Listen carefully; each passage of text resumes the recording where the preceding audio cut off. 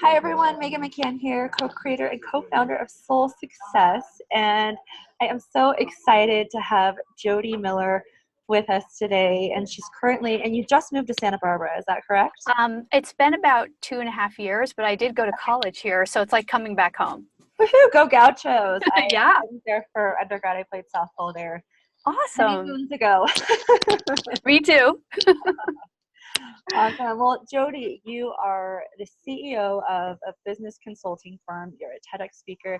You're an author. You're an entrepreneur. And when we got a chance to get to know each other the other day, you were telling me about your story and how it's evolved and how you've been able to impact people. So, would you mind sharing with us, who you are, what you do, and how you impact people all over the planet? Well, I know it's a loaded question, right? Yeah, it's a loaded question, but it's good. I've done a lot of things in my life, and I've realized I was just finishing up with my editor on my book that's coming out at the end of this month, my next book called The Misogi Method, which is an extension of my TEDx talk. And I realized a few things about myself in writing this book. I mean, we're constantly learning about ourselves based on our experiences, based on shifting attitudes, based on impressions. And so I will always be learning. I mean, that's the reality of life. And I love that. And I embrace that.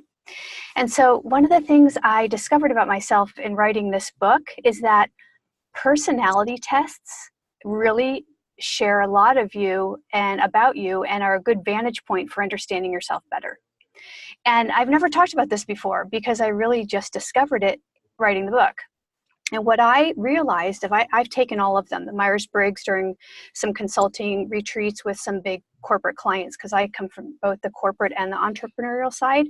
And when I took these tests, I found out that I am smack in the middle. I am a creative, and I am also an analytical kind of person.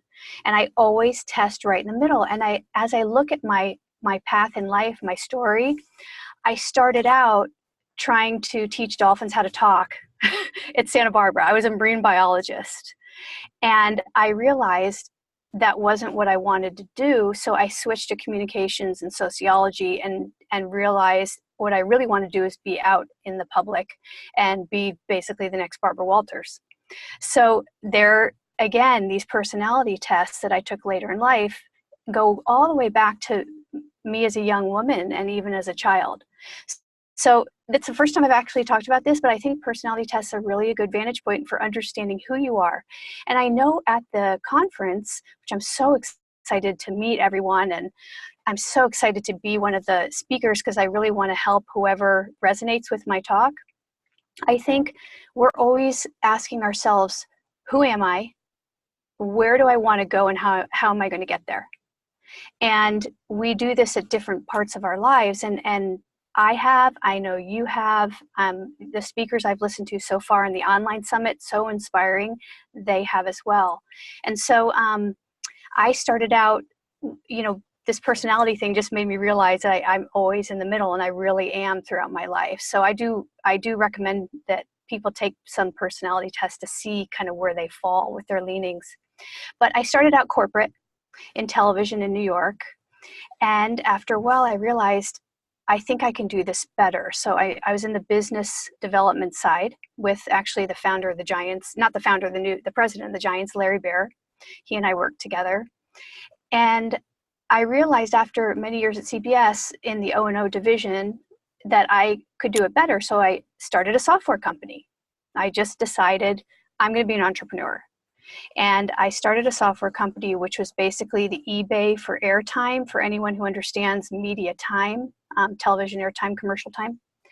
And I went through the whole thing. I just went for it.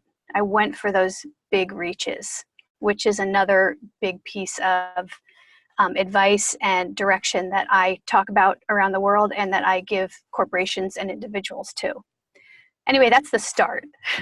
Well, this is so interesting, and I'd love to pause here for a moment because you talk about personality tests, and it just led me to think, do a lot of people get it wrong when it comes to finding their career path? And then a follow-up question is this why so many people are so unhappy with what they're doing for for work, because we call it work, right? We don't call it Right. joy. We don't call it, there's so many other words that I would love to call it. And I don't think of my work as work. I think of it No, as yeah. my craft. So I think that would be the one thing, the one like question that really comes up for me. And I'd love to know what your feedback is Sure. on, with these personality tests. Do you think that a lot of us get it wrong when it comes to finding our career path? Yeah, that's interesting. That's a really good question, because had I done these tests before I chose my career, I probably wouldn't have started out trying to teach dolphins how to talk, trying to be a marine biologist. I realize the creative side is more where I lean and where my passion is. Do we get it wrong in terms of our career? I think personality tests there's one called the Campbell test that's very helpful in deciding your skills and how they apply to particular job descriptions. That one's really helpful. I think we get our careers wrong when we follow a path for the wrong reasons.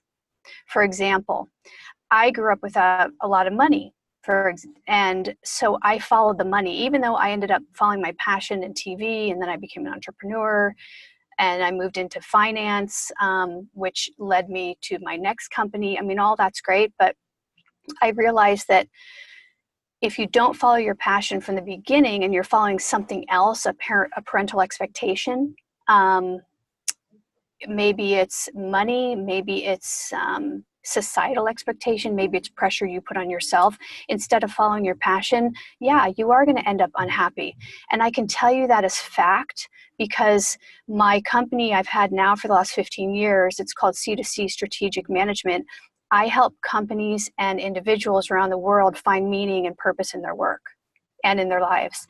And I've helped people from Harvard, MIT, Stanford, everywhere that are miserable. And mostly it's because they followed expectations or money. And so I am a big believer in personality tests, because as I go back to look at how I scored on all these tests, it really is pretty accurate as to who I know myself to be and who I really want myself to be. But I didn't always follow those passions. Sometimes I veered off at times to follow money or to follow, one time, I had to put my kids through school. And so my husband said, we have to sell the house. And I said, what? Well, that's not going to happen. And of course I went into, overdrive, and I made the money, and it was all fine. Wow. So yeah. So that's how I would respond to that. Yeah, and I love that you talk about like following a path that we feel pressured to make based on other people's expectations. And this was a common theme that came up for some of the other interviewees, was like fitting within a box and feeling like we had like to fit within this box that other people set for us, and Yes. we ended up feeling so disconnected because that's not who we truly are. And so rather than listening to these expectations, it's really listening to your inner guide and going back to what makes me happy, what brings me joy in life, and how can I create this into a business or a career path. And I know, like with my story, I went back to school, got my master's degree, started working in LAUSD because I thought that's what I was supposed to do. As opposed to, okay, what really brings me joy? And it's being an entrepreneur. Yes. But it was so outside of the box based on my circumstances and my environment. So what kind of, like growing up and, having expectations, what led you into being an entrepreneur? Like what were some of the thought patterns that got you into that direction? I started to tap more into that inner me. And I realized the entrepreneurial path was more for me than the corporate path. And I'm pretty good still at the corporate path, but now I do it as an entrepreneur. So again, I find a way to follow my passion, but I still serve a lot of the corporate America, or actually international. I speak within companies. I speak at these big conferences around the world. I do workshops to bring people together, to help them find meaning, to help them connect, to help them engage. I love that work. I love it. But what helped me on the corporate side is that I got a sense of comfort. So I'm comfortable if it's the CEO, the board of directors, it doesn't matter to me. I don't care how much money someone has. I have more in a way, love for people that are rising up and who don't know where they're going. I mean, that's what really excites me, to help those people or those teams, or that CEO who's like, I went through this and then it failed. Now what? I mean, that's where I find real joy. And so I follow that. And I'll just tell you one quick story. I'm a big believer, you kept saying out of the box, and my book, The Masogi Method, that's coming out, is all about getting outside the box, but not just outside the box, way outside the box. And there's a lot of research and science that supports taking a big reach in life to really sort of leapfrog your life closer to where you want to be, especially when we're paralyzed in fear, self-doubt, judgment. We tend to kind of beat ourselves up too much, as we all do that. And so getting way outside the box is a way that you can actually leapfrog your happiness, your success, your confidence, your finding meaning and purpose in your life. And so I'll just tell you one really quick story. So when I wanted to get into TV, I moved to New York City. I had $500 in my pocket, literally. I slept on my friend's couch. She's an actress. She's still an actress in LA, and she's great, great friend still. And I'd known her since 5. So I'm like, Cindy, can I sleep on your couch? I have no money and I have no job. So she said, sure. I moved to New York City, and I ended up getting a job with a small TV company, but it wasn't what I wanted. I wanted to work for one of the big networks. That was my big, big reach. So I was at a media party at the Waldorf Astoria in the ballroom. And in the center of the room was Larry Tisch, who owned CBS Network at the time, Howard Stringer, who was the president of CBS, who went on to run Sony, and what was his name? Coelho, who was one of the FCC commissioners, which is very important in media because they determine how many media properties you can buy in a market. So here were these 3 powerhouses, and this is when there were really only 3 networks and Fox. So cable was just starting. So this was a while ago. And no one would approach these men. There were about 200 people at this event, and around the men were some camera guys. So I'm standing there and I start to shake. I mean, literally started to shake. Like I thought I was going to fall over. I had heels on, and I had a guest with me, and I looked at him and I just said, I'll be right back. And he goes, well, where are you going? I go, I'll be right back. And before I could stop myself, I walked up to these 3 men in the middle of this ballroom with 200 people. And I said, hello, Mr. Tisch. My name's Jody. I'm going to be working for you. And it was just such a huge, I just had to go for it. And so I did. 3 months later, I was working at CBS down the hall from Walter Cronkite at Larry Baer, and worked in biz dev with him.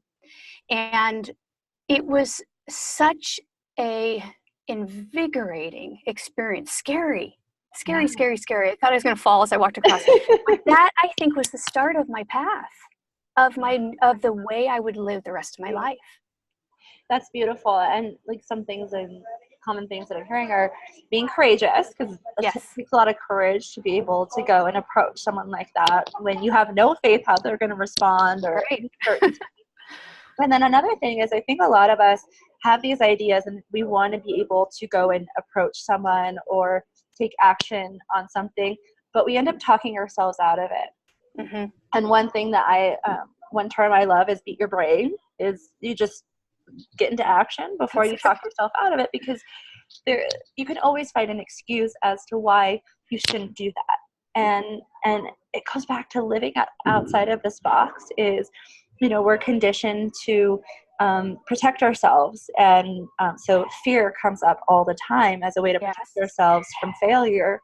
But you don't know until you try. And so being courageous and, if anything from this talk, what I'm getting from you is, be courageous and do something outside of the box and get into action before you start to talk yourself out of it. And that's a common theme that I'm seeing with all of these beautiful speakers and entrepreneurs that I've been interviewing over the past year, is they've all done something to step outside of the box. They've taken action. They've been bold and courageous. And before they get to the point where they give into their limitations and they talk themselves out of their brilliant ideas. And look where it's led you to today. Yeah, so it's been amazing. I mean, when I tell people what I do now, they go, how did you get there from TV? I'm like, it actually makes sense. I mean, if I really went through the whole path, you'd say, oh, well, that made sense. You made that choice because of X. You took that leap because of Y. And then the other thing I wanted to say, Megan, is so as you get outside this box or you consider taking a risk, you'll know. You'll just get this calling so strongly inside your heart, inside your soul, the Soul Summit. It's overwhelming, and you know without a doubt you have to follow that calling. So that's a big part of finding that next move. So I listened to one interview of a gal who, or I read it actually on the Facebook group of a gal who started a company and it didn't work out. And she just doesn't know where to go next. And I feel her pain. Like I know exactly what she's going through. And so my feeling is you supported her. I know exactly who you're talking about. Yeah. And I just had to send her a quick message on Facebook because what you wrote. Yeah. Yeah. And I really believe that she needs to take a big leap, and she's going to be doing something even better than she ever imagined.